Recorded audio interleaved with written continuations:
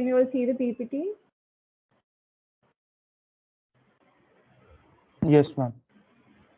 Okay, so in the last class, we completed with the topic of infringement.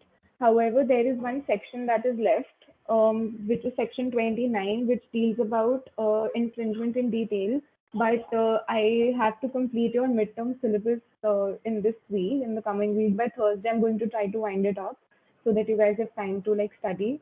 The syllabus is Unit 1, 2, which you've already covered in the NCP, that is Introduction to IPR and International Treaties, along with copyright. In addition, you will also have Unit 3, that is trademarks, and Unit 4, which is geographical indications for your midterms. So I suggest you that today we'll be winding up trademarks, so please complete that. And the section on infringement that is left, I will not be giving it in the paper, so don't worry. Only what has been discussed in class will be given. So you don't worry about something that is left for the purpose of this paper.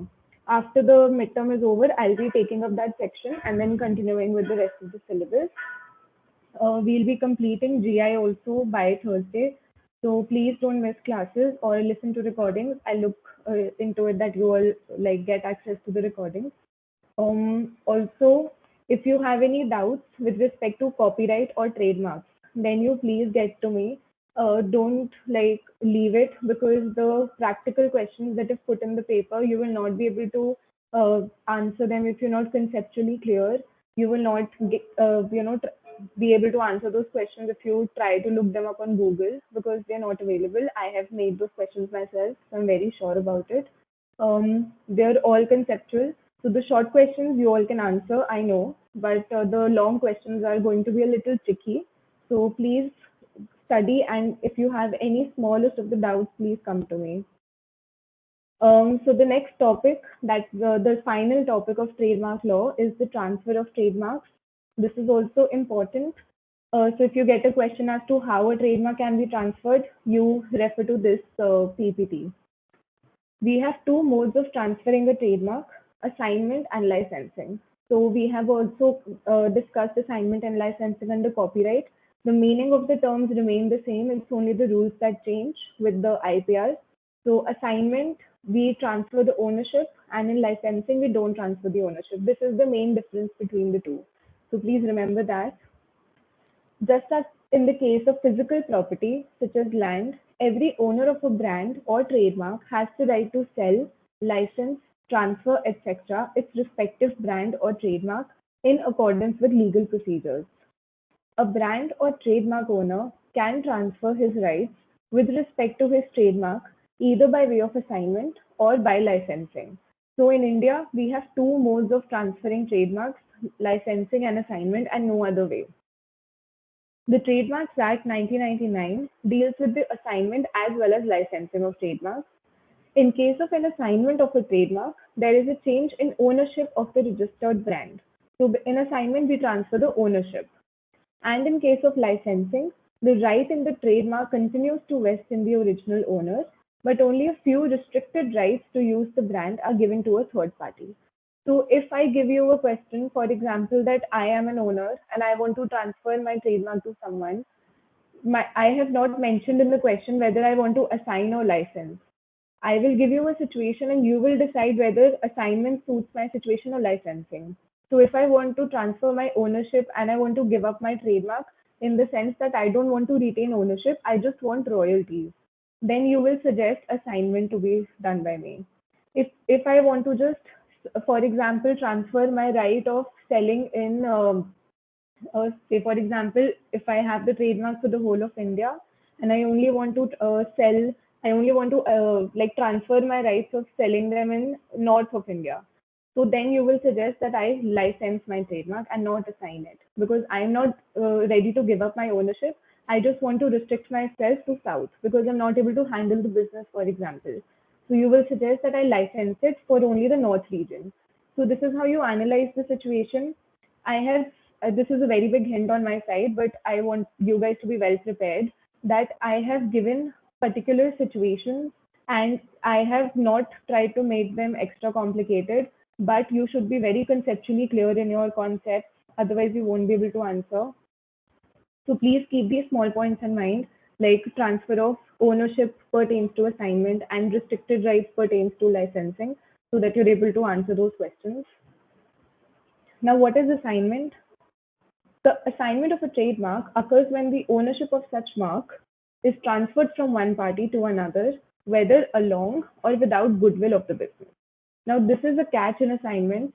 Assignment is of two kinds or more. I have discussed all of them, whether with or without goodwill. Now, we'll read with examples what this means, then you'll understand better. In case of a registered trademark, such assignment is required to be recorded in the Register of Trademarks.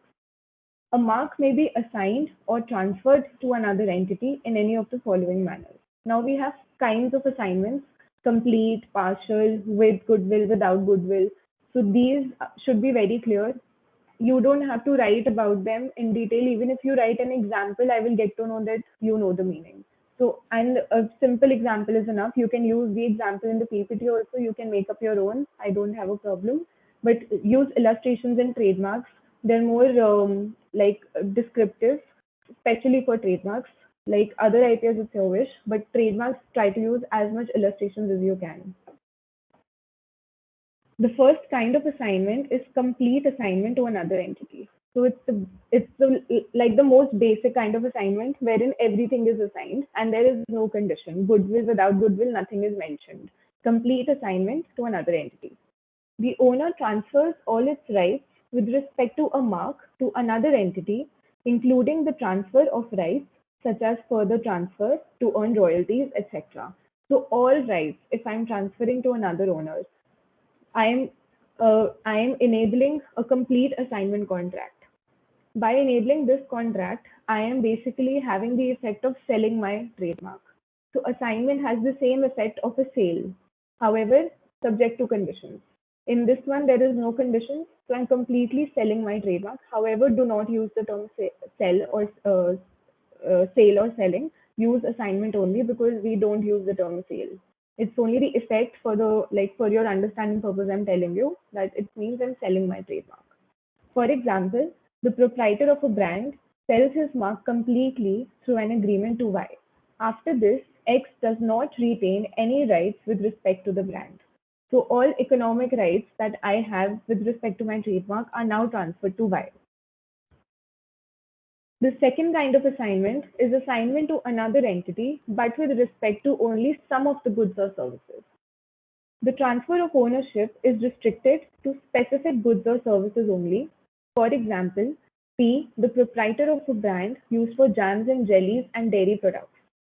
P assigns the rights in the brand with respect to only dairy products to Q and retains the rights in the brand with respect to jams and jellies. This is called partial assignment. So I'm selling three kinds of goods and I assign only one kind of good. I retain the other two. This is a partial assignment.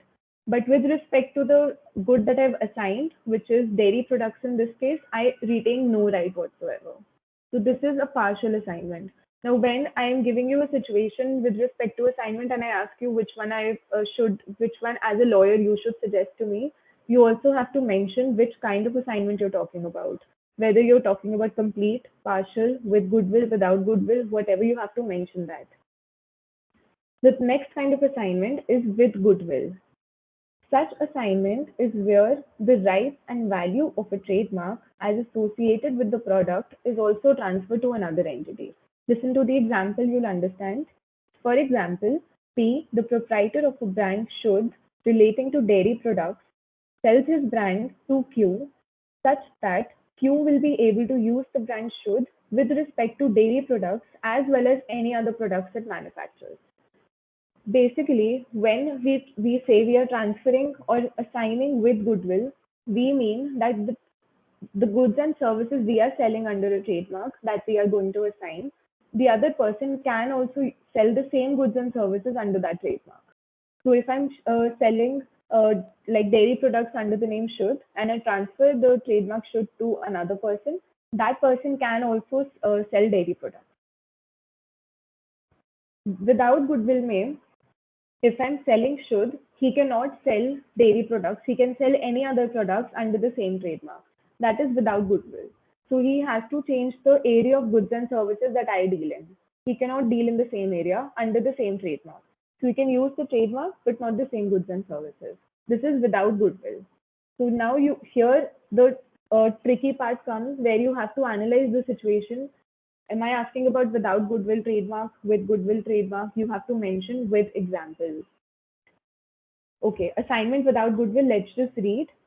Such assignment, also referred to as gross assignment, is where the owner of the brand restricts the right of the buyer and does not allow him to use buyer of the trademark. We're not talking about the customers, buyer of the trademark, basically assignee, and does not allow him to use such brand for the products being used by the original owner. So you can't sell the same products. Thus, the goodwill attached to the brand with respect to the product already being sold under the brand is not transferred. I'm not transferring my goodwill. See, in a trademark, when we say that I have a goodwill, I have a reputation, it pertains to the goods I'm selling. It's not only related to the mark. So people who love Nike as a product, who like make the goodwill and reputation of Nike, who comprise of the goodwill and reputation, it's only the consumers that comprise of that. So they don't have any association with the trademark only. They have the association with the trademark and the goods that Nike is selling because they like the goods and the quality that Nike products have to offer. That they have a reputation for Nike, that they have a goodwill for Nike. If the goods are taken away and there's only the trademark left, there's nothing. They don't have any reputation for the trademark. It's when they're associated with the goods. So if Nike retains the goodwill, meaning they retain the kinds of products they're selling, and they want to transfer only the tick, the trademark of Nike, and they tell the assignee that you can sell anything apart from sportswear under the trademark Nike. So you can sell, for example, food products. So the other person can never get into the area of sports like merchandise or whatever. They can sell food products under the tick. This is what retaining goodwill is. Assignment without goodwill. I am retaining my goodwill and I'm assigning all the rights. For example, P, the proprietor of a brand should, relating to dairy products, sells his brand to Q such that Q will not be able to use the mark should with respect to dairy products, but can use his brand for any other products being manufactured by it. In such case, the goodwill which is associated with brand should for dairy products is not transferred to Q, and Q will be required to create a distinct goodwill of brand should for any other product or service, like a restaurant, wherein Q proposes to use this mark. So here we are asking Q that you make your own goodwill. We are not transferring our goodwill. In the sense, we are not transferring our goods. You create your own goods, you create your own market, your own goodwill and reputation. You can only use the mark because we are transferring only the mark without goodwill. In many jurisdictions like US, assignment of a mark without goodwill is not allowed at all. India, on the other hand, allows assignment without goodwill. This is a very popular question whether India allows assignment with or without goodwill because a lot of countries don't, for example, United States. So you have to be clear in this aspect that we allow assignment without goodwill. Now, is this clear? Is there any doubt with respect to this? Because I know this is a little tricky, or if you haven't understand anything, please ask me. Okay. So we have three modes of assignment: legal operation, inheritance, and giving authority to other parties. Legal operation is when, for example, I'm not able to use my trademark properly and some other person applies for a compulsory license. So by legal operation, my trademark can be assigned. Inheritance means that I am the owner of a trademark and I'm very old and I pass away. My heirs will inherit my trademark and they will continue to use it because trademarks have no time limit. They are in perpetuity, provided they are renewed after every 10 years. Third is giving authority to other party, just like we just talked about by way of contract. Basically, I sign a contract and I assign my trademark. So these are the modes of assignment. Further, in case of registered trademarks, the Trademarks Act also puts certain restrictions on the assignment of a registered trademark, wherein there exist possibilities of creating confusion in the minds of public or users. Such restrictions are: first, Restriction on assignment that results in the creation of exclusive rights in more than one person with respect to the same goods or services, or for same description of goods and services, or such goods services that are associated with each other.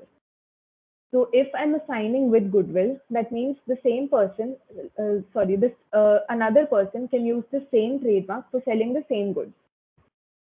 However, if I make that assignment partial, if I want to make a partial assignment with goodwill. That would mean I'm retaining certain rights and I'm also assigning certain rights. Partial assignments means that I'm retaining and assigning certain rights. Now, since it is with goodwill, that person can sell the same goods and products that I'm dealing in. This will create confusion in the minds of public because there will be two sellers selling the same products under the same trademark. That is not allowed under the Act. This is a restriction that the Act has put to avoid confusing the public or the customers. Because everybody does not know that there is a contract and the sellers are in an agreement and everything. We have to take care of the to avoid confusion in the minds of public that forms the basis of trademark law. So all the grounds of refusal that we dealt with talked about this only, that they should not be deceptively similar, they should be distinctive so that they can avoid confusion in minds of public. So you can't do this. In effect, if I put it in technical terms, you can't partially assign a trademark with goodwill. Okay. Second restriction is restriction on assignment that results in different people using the trademark in different parts of the country simultaneously. See, if this is coincidental, if, for example, a person in North India and a person in South India are selling some products coincidentally under the same trademark, and they don't interfere in their markets, they don't even know about each other's existence, that is all right. That is no problem. But if you assign your trademark, for example, to a person, and you tell them that you are selling in this area and I'm selling, suppose, Delhi and Mumbai.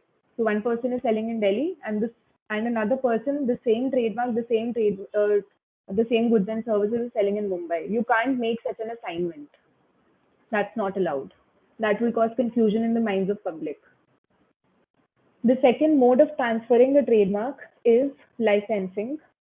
The licensing of a mark is to allow others to use the mark without assigning ownership, and the same may be done for all or some of the goods and services covered.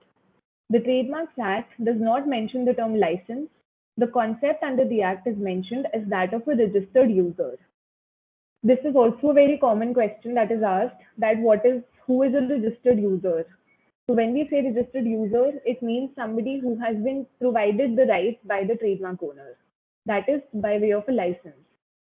So registered user you use in your exams also. Don't use the term licensee because the Act does not mention it. Trademark licensing is advantageous to both the parties. While the licensor enjoys its right to the mark by getting royalties for its use, the licensee is able to expand its market operations by using the brand and developing its reputation. In case of licensing, the licensor is open to license the rights over the trademark in a manner it may like. The licensor can restrict the rights of the licensee in a trademark or brand with respect to the products or services wherein the licensee can use such brand, with respect to time for which it can use, with respect to area for which it can use. So the licensor can put restrictions with respect to the goods and services he's selling, the time for which he is being licensed with the trademark, or the area, geographical extent to which he can expand the market. So in licensing, the person who's transferring, the licensor, he has certain kind of control over the trademark even after the license contract comes into effect. Unlike assignment, wherein the ownership is given up, so you have no control. You can't tell the other person what to do. Now licensing is done, the assignment is done, and we have completed the unit on trademarks. Is there any query with respect to trademarks? You ask me, or yeah, tell me. Point out, ma'am, you mentioned Yeah, that the assignment without goodwill can't be transferred partially, only wholly. Yes, ma'am. yeah. Ma'am, could you No, give an transfer example? with goodwill. See, Transfer for with goodwill. yeah, Uh, assignment with goodwill cannot be transferred partially because then it will confuse public because two people will be selling the same products, right? So with goodwill means that you are allowing the other person to sell the same products. Like here, Shudh was allowed to sell dairy products only under the name Shudh. So if this is done partially, that means the both the parties to contract, the assigner and the assignee, they both can sell the same products under the same goods. So that will cause confusion in the minds of public. If it's without goodwill, it's no problem because then they are selling different products and you are selling different products. So that will not confuse public. Is it clear? Assignment with goodwill cannot be partial. Okay. Okay. Any other query? Okay. So please start preparing trademarks. We've finished this. Now, another important kind of IP that we are going to begin with today is GIs, geographical indications. The logo that I've put in the side is this one. This is what represents GI for India. So whenever this logo is present on any product, it means uh, it is a registered geographical indication. So this signifies a G and this signifies an I. So this is the logo that we use for India. Why do we have to protect GIs? So before beginning with the topic, I will give you a recap of what GIs are. I had discussed them like long back. So GIs are basically tags that are put on products that come from a particular geographical area. So Bikaneri bhujia, for example, the authentic Bikaneri bhujia can only be grown in Rajasthan, can only be created in Rajasthan because only they have the particular raw material and weather and everything to grow it. Similarly, certain things like Banarsi sarees, the original authentic Banarsi sarees can only be created in Banaras. So everything that we have uh, anywhere else are not authentic ones. Now, it is possible that you import them from the authentic seller or the authentic creator and you sell them, but you should bear the original GI tag. You are allowed to do that, but you should have the GI tag. If you don't have the GI tag and you fakely sell like a sari claiming it to be Banarasi sari and it's not, you are infringing the GI of Banaras. So that's how GIs work. uh, you have to just keep in mind that geographical conditions are very important for determining the whether the product has a GI or not. Darjeeling tea, the particular tea, authentic tea, can only be grown there because the weather, the soil, the climate, and other factors, raw material are only available there. The technique to grow authentic Darjeeling tea only is known by the natives of Darjeeling who have been growing it since centuries. So Darjeeling tea that we get in the market are all fake because the original tea, firstly, is extremely expensive, and it's usually not imported because even the retailers know that they have to pay a lot of GST and they have to pay customs and the border charges and everything, and which are on top of the actually already expensive tea. So we don't get authentic Darjeeling tea in the market, but and everybody who's selling tea in the name of Darjeeling tea are infringing GIs basically because they can't use the term Darjeeling tea for selling teas, but everybody does it. So it is a blatant infringement of IPR of GI. So geographical condition where comes in the question, you automatically pertain to GIs. Don't use any other IPR. I might not mention in the paper, but when geography comes into play, please just mention GIs. I might try to confuse you. Don't get confused.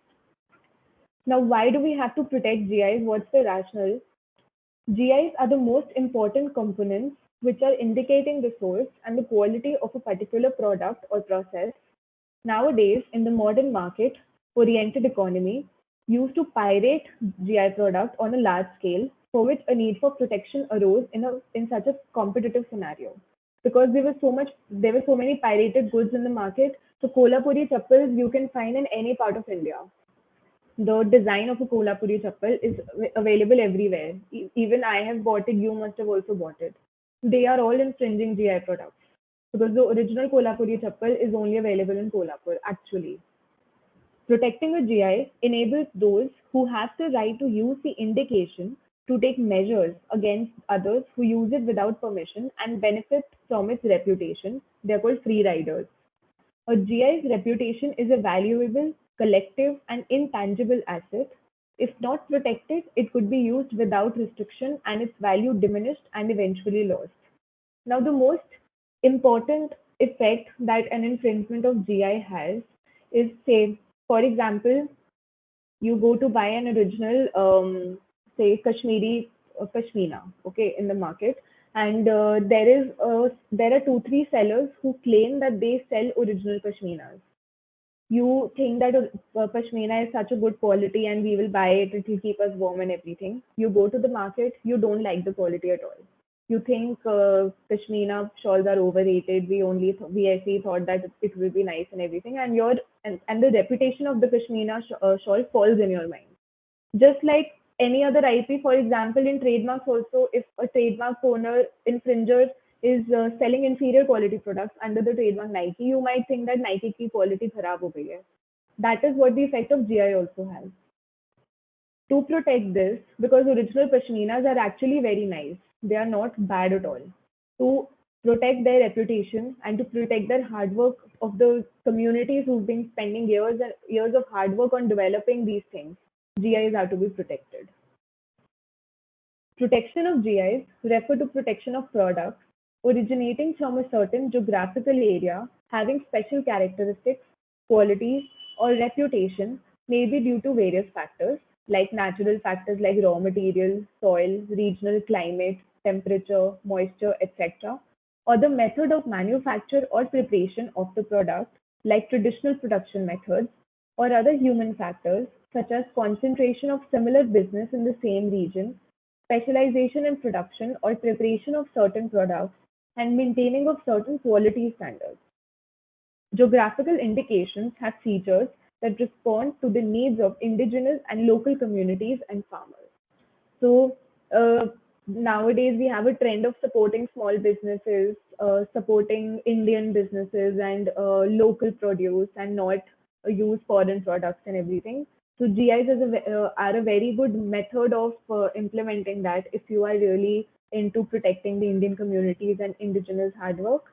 So what you can do is that every time a person claims that these are original, say, Kolhapuri chappal, you look if it has a GI tag, and if it does not have it, you tell that person that this is why I'm not going to buy your product. This is how you can like use IP to protect things. Sorry, protect communities. GIs are based on collective traditions and a collective decision-making process which allow traditions for continued evolution and emphasize the relationship between human efforts, culture, land resources, and environment, for which GIs are not freely transferable from one owner to another. GIs cannot be transferred for the obvious reason that they pertain to a geographical condition. Geography of a state you can't transfer to someone, so you can't transfer GIs legally. You can't say that I'm transferring the GI. A community can't say we are transferring the GI of Bikaneri Bhujia to say Calcutta. It's not possible because Bikaneri Bhujia are to be grown in the climate of Rajasthan. So please remember, GIs are not transferable. It should be understood that even if a product is protected as GI, it does not prevent anyone from producing it anywhere. The only restriction is that the product cannot be marketed using the name that has been registered as a GI. So we have understood till now that since a product can be grown in one particular geographical condition and the authentic products can be grown there only, so no other person can sell products called Bikaneri Bhujia in any other part of the country. Now, a problem or a loophole that the GI laws in India have is that they have not restricted people from producing it in other places. So, for example, I stay in Hyderabad and I have noticed that the conditions, the climate, and the soil. I have found a place here which can also help me grow Bikaneri Bhujia. I am not restricted to grow it here. I can. That is what the loophole is. I'm legally allowed to grow Bikaneri Bhujia here, but I can't sell it in the market in the name of Bikaneri Bhujia. I have to change the name. I can sell it under Hyderabadi Bhujia. I'm allowed to do that. The taste might be identical to Bikaneri Bhujia, but I can't use the name of Bikaner. This is a loophole because if people are selling the same product under another name, so I'm not infringing GIs if I sell the same taste ki bhujia under Hyderabadi bhujia.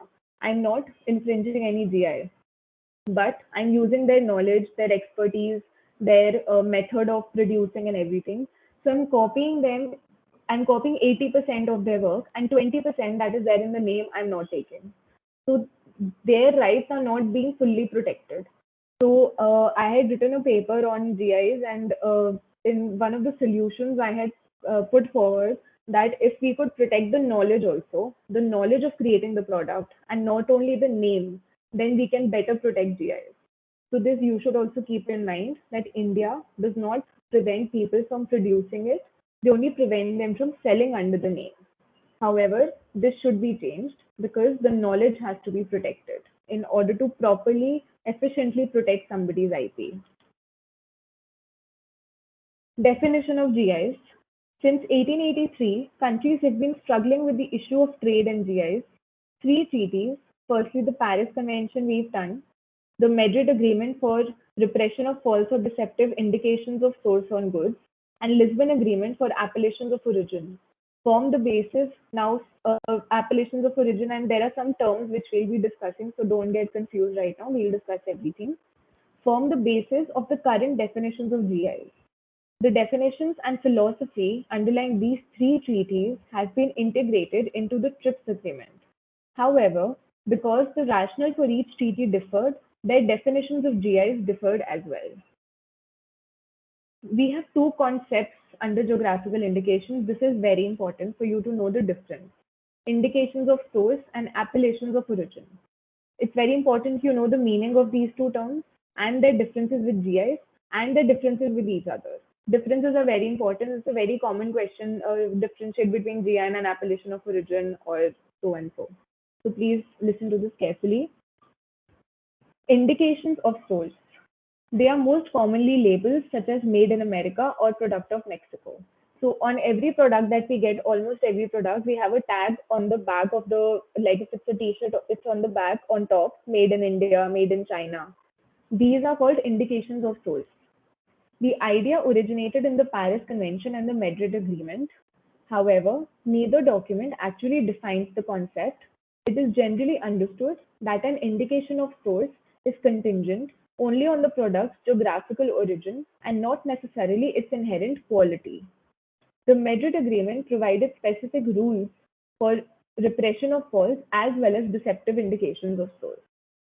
So the indications of source that say made in India, made in America, they only tell you from where the product has originated. They don't in any way signify or convey the quality of the product. So if we read, for example, your T-shirt says made in Mexico, you don't associate anything about the quality at all. It only tells you from which geographical area it has originated. This is what indications of source are. Now let's see what appellations of origin are. Appellations of origin, as defined in the Paris Convention, convey not only the geographical source of the product, but make a direct link between the product's quality and the geographical origin. Now they convey the quality as well. The Lisbon Agreement goes further, stating that the geographical name designates a product whose quality and characteristics are exclusively or essentially related to the geographical environment, including natural or human factors. Appellations of origin must contain the name of the country. Appellations of origin, now we go a step further and we also, along with the geographical origin, we also tell them about the quality of the product. Now you must be thinking this is very similar to GIs because that's what GI do. GIs, by telling you from where the products come, they also designate the quality because if it's Bikaneri Bhujia authentically, then we will automatically assume that it must be top quality because Bikaneri Bhujia is the authentic Bhujia, and bearing the GI tag, it must be of top quality. Appellations of origin and GIs are somewhat similar in this respect. Now let's read GIs so that we can differentiate between all three. The TRIPS agreement follows GIs on goods where a given quality, reputation, the TRIPS agreement allows GIs on goods where a given quality, reputation, or other characteristics of the good is attributable to its geographical origin. So when we can attribute certain characteristics or quality or reputation of a product to its geographical origin, we are talking about GIs. The agreement neither differentiates between agricultural and industrial goods nor between handicrafts and manufactured goods, but the definition does not apply to services. GI are not applicable to services because a service cannot be said to be originating from a particular area or to be of particular quality because of the geographical area. So services are not applied on to by GIs. So please remember this. First peculiar feature of GIs, they cannot be transferred. Second peculiar feature, they only apply to products and not services. The main difference between appellations of origin, it should be AOA, is that the link with the place of origin must be stronger in the case of appellation of origin. The quality or characteristics of a product protected as an appellation of origin must result exclusively or essentially from its geographical origin. The only difference that appellation of origin has with GIs is that the link or the association that we are making with the quality of the product or certain attributes of the product with the geographical area must be stronger in case of appellations of origin. In GIs, they are less, the link is less strong. In appellations, the link is stronger. So if we talk about differentiating between the three concepts, these two and GIs, indications of source is very different from both appellations and GIs. And indications of source can be easily differentiated with appellations of origin. However, when we come to GIs, they have a very thin line of difference with appellations of origin, that only the link is stronger. Is there any confusion here? Please ask me if you guys are thinking something is overlapping or something is same, we're not able to differentiate. Okay. Then I've put some examples of GIs for a little better understanding. Pilsen and Budweiser beers, they're all GIs. Budweiser was a particular beer which was invented in, I think, Germany or somewhere, and they are registered GIs. So the Budweisers that you get in India are not authentic Budweiser beers. Champagne is a GI. It does not designate a like a category of alcohol or non-alcoholic champagnes also we have, but it was a name of an alcoholic drink that was sold in Europe, which has now become very generic. Scotch whiskey, basmati rice, Darjeeling tea, Assam tea, Real California cheese, Tuscany for olive oil, Florida oranges, New Zealand lamb, Indian carpets, Swiss watches, Swiss chocolates also. They're all GIs. Thus, protection is provided against the use of GIs for products not originating from the geographical area to which the indication refers. Such protection has far-reaching implications for both producers and consumers alike. It helps consumers distinguishing goods produced in a particular geographical region from goods produced elsewhere, thereby preventing the former from being misled. Basically, consumers from being misled. So the idea is to provide protection for GIs, a kind of intellectual property right, which entitles the enterprises that are located in the designated area to exclude others from using the indication. Moreover, GIs are expected to benefit producers by placing a premium on the product concerned by pushing up its competitiveness and prices. In other words, it seeks trade and commercial advantage on legitimate grounds. That's why Darjeeling tea is so expensive. They're deliberately made expensive to benefit the indigenous communities, and these are made expensive on legitimate grounds. They're not unfair prices. Now, this will begin in the next class because it's a long topic. What rights GIs provides, what kinds of goods can be protected, its history, development. So we'll do this in the next class. Are there any queries?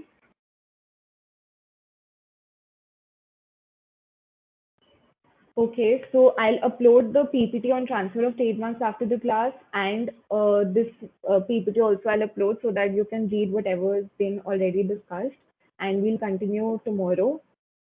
Thank you so much, everyone.